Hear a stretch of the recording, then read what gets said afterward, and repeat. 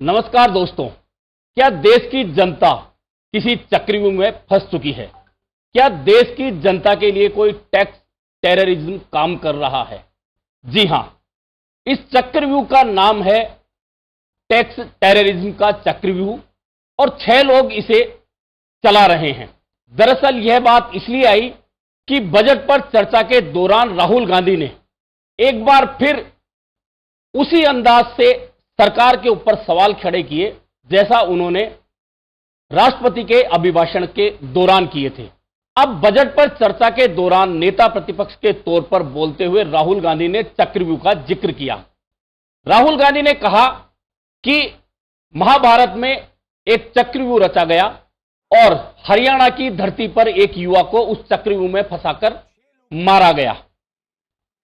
उसके साथ राहुल गांधी ने कहा कि मैंने चक्रव्यूह को पढ़ा है महाभारत में और चक्रव्यूह कैसे रचा गया और चक्रव्यूह का एक और नाम पद्मव्यूह और पद्मव्यूह यानी कि कमल निशान के जैसा, और वही कमल का निशान प्रधानमंत्री नरेंद्र मोदी अपने सीने पर लगाकर चलते हैं। इस तरह से उन्होंने निशाना साधा सीधे सीधे प्रधानमंत्री नरेंद्र मोदी पर। और चक्रव्यूह की चर्चा करते हुए उन्होंने कहा कि जिस तरह से महाभारत में चक्रव्यूह रचा गया और चक्रव्यूह के अंदर डर और हिंसा होती है, उसी तरह आज देश की जनता जिसमें युवा है, किसान है, महिलाएं हैं, उद्योगपति हैं, छोटे उद्योगपति हैं, मीडियम स्मॉल साइज उद्योगपति हैं, उन्हें इस चक्रव्यूह में फंसाया गया है।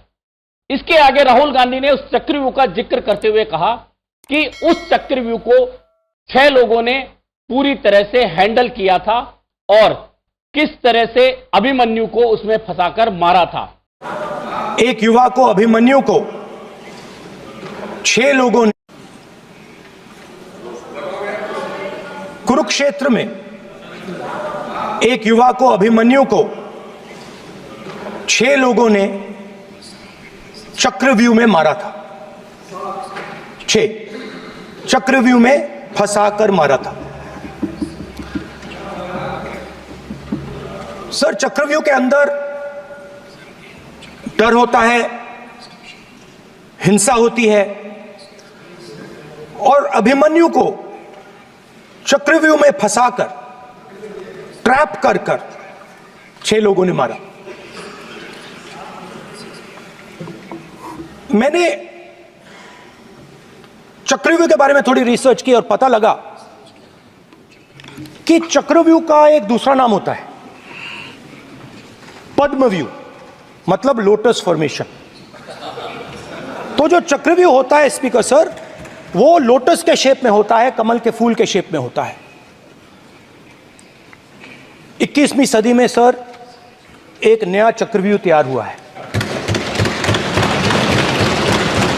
स्पीकर सर, वो भी लोटस की शेप में है सर, और उसका चिन्ह प्रधानमंत्री जी अपनी छाती पर लगा के चलते हैं। सर, जो अभिमन्यु के साथ किया गया था, जो अभिमन्यु को चक्रव्यूह में फंसाया गया था, वही हिंदुस्तान के साथ किया गया है।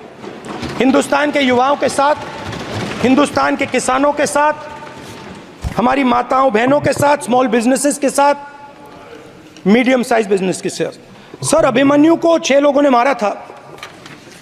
उनके नाम द्रोणाचार्य, कर्ण, कृपाचार्य, कृतवर्मा, अश्वत्थामा और शकुनी। सर, आज भी चक्रव्यूह के बीच में 6 लोग हैं। सर, चक्रव्यूह के बिल्कुल सेंटर में, चक्रव्यूह में हजारों लोग होते हैं सर, मगर उसके बिल्कुल सेंटर में 6 लोग कंट्रोल करते हैं। ऐसे उस टाइम 6 लोग कंट्रोल करते थे, वैसे आज भी 6 लोग कंट्रोल कर रहे हैं। चक्रव्यूह को नरेंद्र मोदी जी, अमित शाह जी, मोहन भगवत जी, अजीत दोवल जी, अंबानी और अदानी जी कंट्रोल कर रहे हैं। एक मिनट।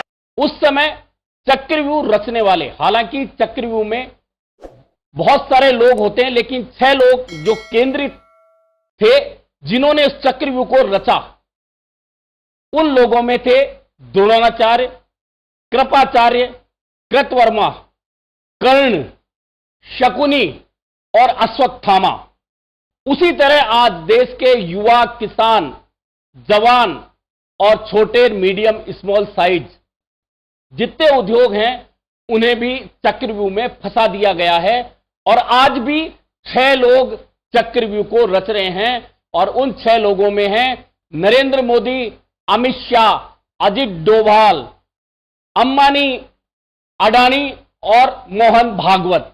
यह कहकर राहुल गांधी ने हमला बोला सरकार पर।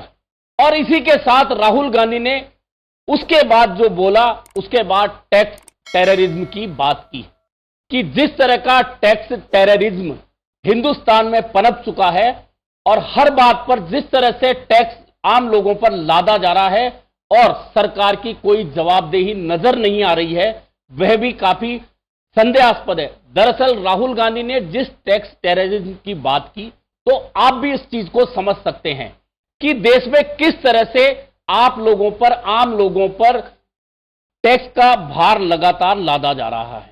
आप समझ सकते हैं कि एक सैलरी जो लेता है नौकरी कर कर, उसका 30% टैक्स में काट लिया जाता है। इसके बाद एक आम आदमी जब पैसा निवेश करता है, तो निवेश करने के बाद जब फायदा होता है तो उसमें से 20% टैक्स काट लिया जाता है, लेकिन नुकसान होता है तो सरकार की कोई जवाबदेही नहीं होती है, वह नुकसान आपका होता है। अब यदि कोई अपनी कमाई में से कुछ खरीदने जाता है तो जीएसटी का उस पर भार लाद दिया जाता है।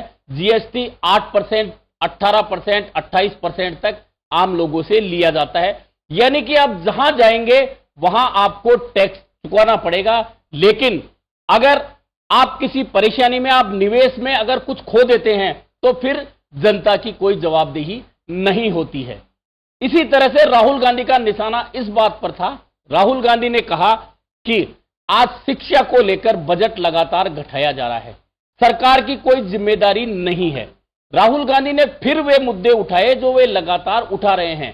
कुल मिलाकर राहुल गांधी का फोकस यह था कि जिस तरह से सरकार को 6 लोग, 7 लोग जिस तरह से केंद्रित करके चला रहे हैं, उन लोगों को निशाने पर लिया जाए। और जिस तरह से अभिमन्यु को चक्रव्यूह में फंसाकर मारने की बात, महाभारत का वृत्तांत सुनाते हुए राहुल गांधी ने लोगों तक पहुंचाने की कोशिश की और उसी से जोड़ते हुए कहा कि उसी तरह का पद्मव्यूह यानी कि कमल के निशान के जैसा चक्रव्यूह रचा जाता है। और उसे जो चक्रव्यूह महाभारत में रचा गया, उसमें अभिमन्यु को मारने के लिए हजारों सैनिक चारों ओर थे, लेकिन 6 लोग, जिन लोगों ने इस चक्रव्यूह को रचा और डर और हिंसा का माहौल बनाकर अभिमन्यु को मारा, उसी तरह देश की जनता को 6 लोग, जो कमल निशान वाला चक्रव्यूह है जिसे प्रधानमंत्री अपने सीने पर लगाकर चलते हैं, उसी तरह से ये 6 लोग देश के लोगों के लिए एक चक्रव्यूह रच चुके हैं। उस चक्रव्यूह में किसान, जवान और छोटे, मीडियम क्लास सारे उद्योग फंस चुके हैं और जनता टैक्स टेररिज्म का सामना कर रही है। कुल मिलाकर राहुल गांधी अब एक मजे हुए राजनेता के रूप में लगातार सामने आ रहे हैं।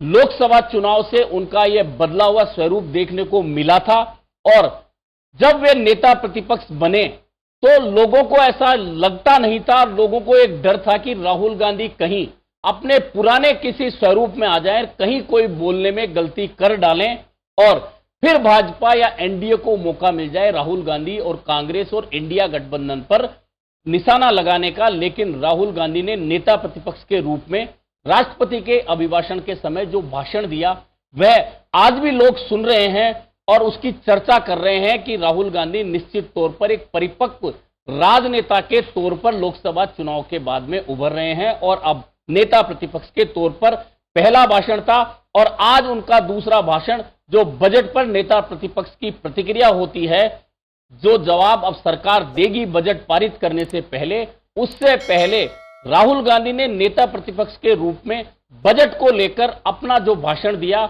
उसमें उन्होंने जिस तरह से महाभारत कालीन वृत्तांत सुनाया, चक्रव्यूह का वृत्तांत सुनाया, किस तरह अभिमन्यु को घेर कर मारा गया, यह वृत्तांत सुनाया और उसी वृत्तांत को फिर आज की भाजपा और एनडीए से जोड़ते हुए कहा कि किस तरह से 6 लोग आज भी चक्रव्यूह, जो पद्मव्यूह है कमल निशान के जैसा, वह रच रहे हैं और उसमें देश की आम जनता पिस रही है।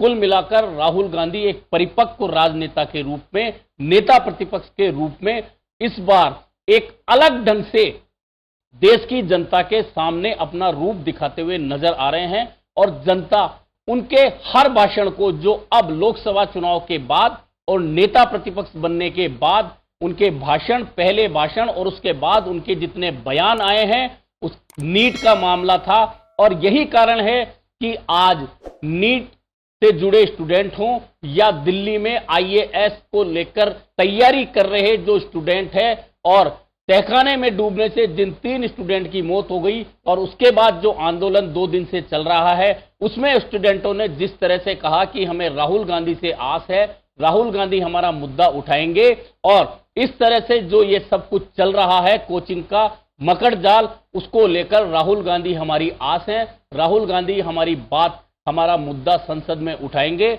और हमें न्याय मिलेगा। कुल मिलाकर राहुल गांधी का यह बदला हुआ रूप निश्चित तौर पर आम जनता को जहां एक आस के रूप में नजर आ रहा है, वहीं एनडीए और भाजपा के लिए बड़ी परेशानी बनता नजर आ रहा है।